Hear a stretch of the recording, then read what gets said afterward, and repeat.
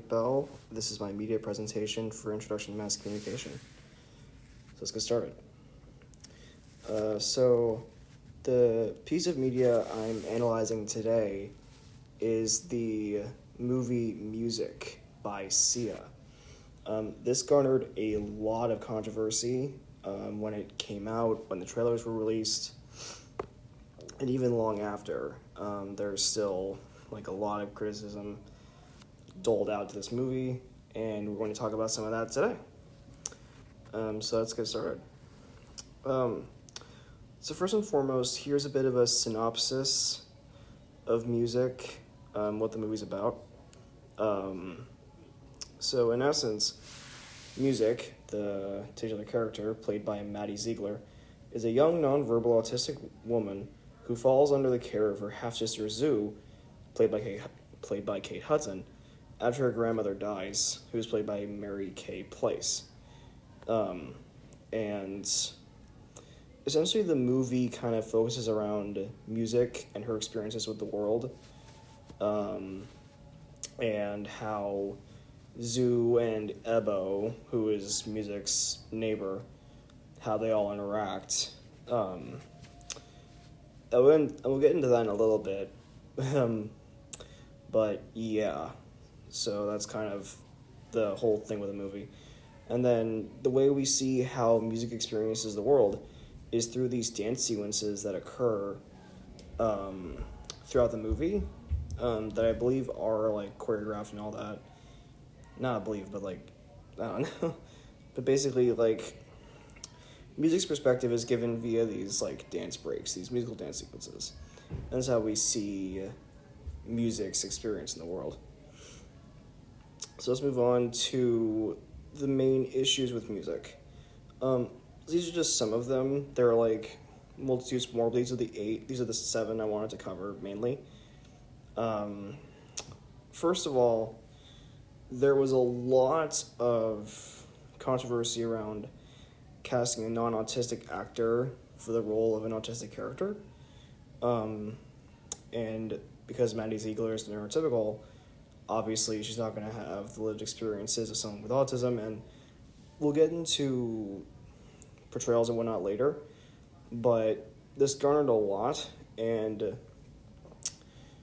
I believe it was on Twitter and on other places, Sia had said that she had hired a non-verbal autistic actress for the role, but the actress found it a bit much for what was happening, so Maddie was cast instead.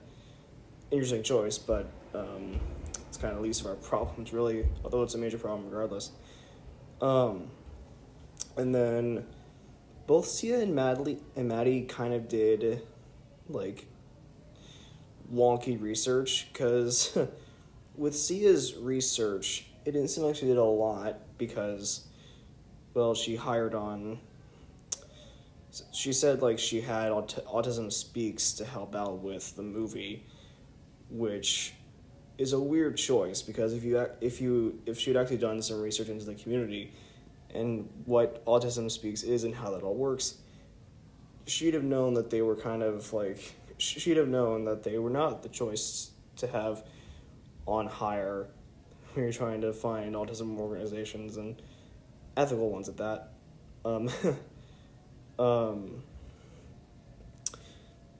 And then, so with Maddie's research, from what's been said on media and stuff, it's been said that she's done some research into autism mannerisms and stuff, but based on her portrayal of the character, it didn't seem like she did that much research into it, because at least with her portrayal of the character, it didn't seem like it was natural. It seemed like it was almost to a stereotypical degree how nonverbal, mid-functioning autistic people are I don't know, it just seemed kind of it wasn't all that natural, and it just didn't seem like it was just a genuine portrayal of what the experience is like for people. And it seemed kind of infantilized in that way, and that like she's just portrayed as this very innocent character and just this very innocent, wholesome person. But I mean, autistic people are complex, you know? Like, we have a lot of layers to us, and we want that to be represented in characters that are put out there to the world. And so, yeah. And then, in the movie itself, speaking of autism, all that, it's shown that Ebo, who's like the caregiver who, like, according to him, knows what he's talking about, he uses restraint, like restraining music on, like, in the film to help calm her down.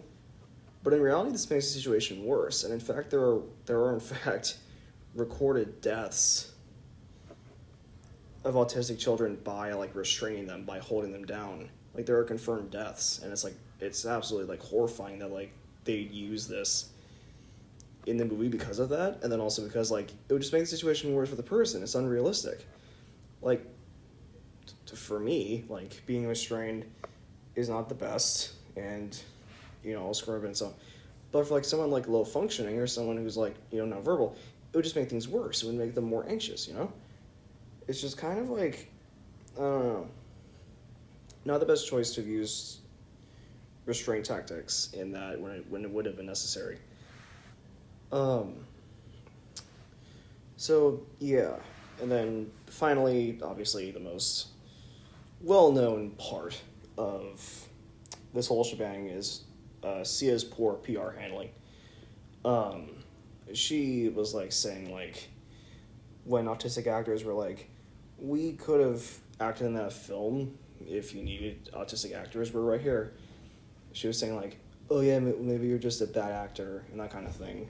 And just definitely just overall just poor handling of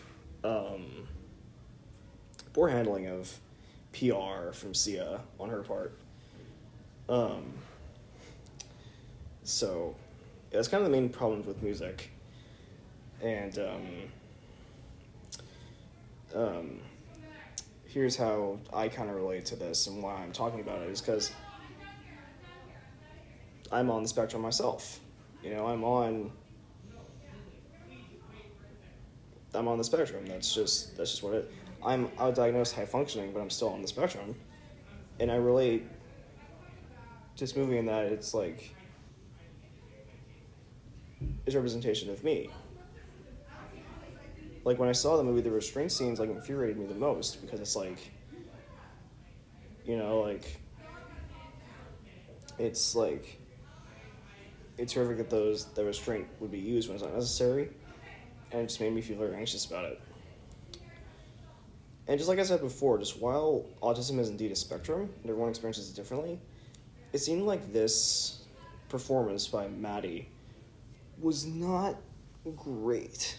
It was not like truly showing how diverse the experience is and how like it's not all that like the stereotypes make it out to be. It seems very like almost like very stereotyped depictions of movements and mannerisms. And so as a result of this, as a result of the things that I mentioned before, the main problems, now we see like this movie that's supposed to be like about the experience of nonverbal autistic women. This is just seen as negative, very negatively by the general public, and especially within the autistic community. And on top of that, this movie is seen as dangerous because there are like people who are going to watch this who are going to think like restraining autistic people is the best way to deal with them.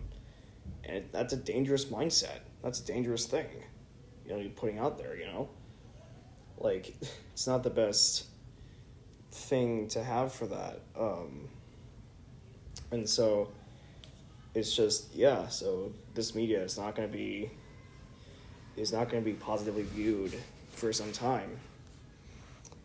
And obviously Sia's responses to that made it worse. And like overall, just this movie is just it's a bad representation of autism, and that's just going to make things worse for the autistic community and the general public, because we need more, not only equality and representation, but also like fair representation, in that like we aren't just stereotyped and infantilized and just be a B plot to the main story, you know? Like autism in media is like very, like it's not that it isn't easy to find, it's just that it's not, just that most of modern media just doesn't portray it that well. And in fact, speaking of that, most of the time in Hollywood, autistic characters are often like high functioning savants and geniuses. For example, the main character in The Good Doctor and Sheldon from Big Bang Theory.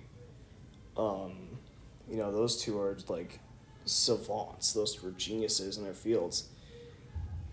But, you know, it's not that well received because it's only like 10% of the autistic population. Not every autistic person is a savant, you know? And so there are good examples out there. Like The Reason I Jump is based on like a Japanese author who's autistic. And it's a fantastic representation of autism and how that all works. And how like the experience is for us. Rain Man, most famous, most well known, because it's such a good, because Hoffman did an amazing job. Atypical is another good one. Kind of shows like young adults, but with Atypical and with Rain Man, it's a white cis male, and yeah, definitely definitely like the main thing that's going on for years is that autism is often like viewed as this disorder that's because it's more prevalent in men than in women. That doesn't mean women can't have it. They can, and there's plenty of media for that. There's Loop on Disney. There's several Disney shorts that portray like autistic females and autistic people of color. And there's now more and more media being put out there that's all about showing autism in characters that are more diverse. You know, people of color, autistic women, like non-binary folk, trans folk. You know, there's more representation, not just in the neurodiversity category, but also conjoining that with racial diversity and gender diversity, and kind of showing the world that, like,